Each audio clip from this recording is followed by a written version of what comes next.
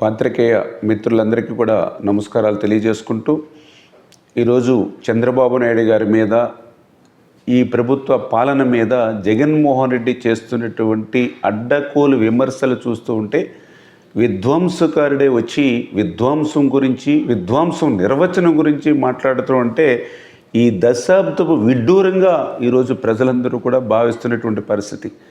అడ్డకోలు విధానాలతోటి పిచ్చి నిర్ణయాలతోటి ప్రజాకంటక పాలనతోటి తొగ్లక్ పేరుని ఈ ఆంధ్రప్రదేశ్ రాష్ట్రంలో సుస్థిరం చేసినటువంటి వ్యక్తి జగన్మోహన్ రెడ్డి.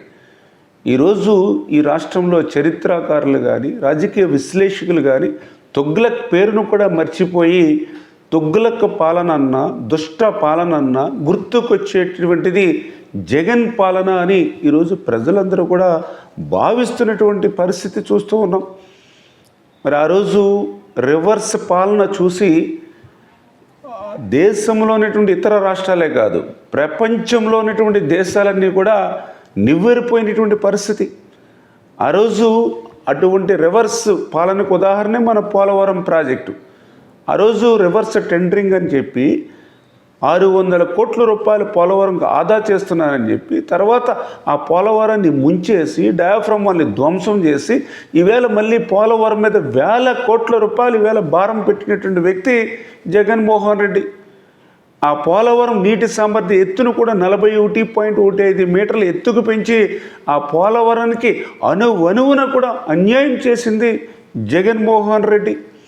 మరి ఏదైతే ఇటువంటి జగన్మోహన్ రెడ్డి ఒక్క పోలవరంలోనే కాదు, మరి ఇటువంటి ఏదైతే రాష్ట్రంలో ప్రతి రంగంలోనూ కూడా మరి ప్రగతి అనేది పాతాళం వైపు పరిగెట్టినటువంటి పరిస్థితి జగన్మోహన్ రెడ్డి పాలనలో మనందరం కూడా చూసినటువంటి పరిస్థితి. ఎక్కడి దొంగలు అక్కడే గప్చిప్ అనేటువంటి విధంగా జగన్మోహన్ రెడ్డి పాలనలో ఎక్కడ పనులు అక్కడే బంద్ అనేటువంటి పరిస్థితి.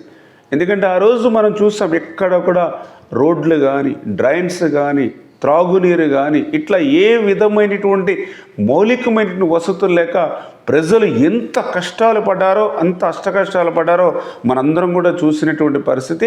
నిన్న జగన్మోహన్ రెడ్డి మాట్లాడుతూ బటన్ నొక్కడం బ్రహ్మాండం అంటూ ఉన్నాడు. మరి నువ్వు నొక్కినటువంటి ఆ బటన్ డబ్బులు ఎవరికి నొక్కుతున్నావు?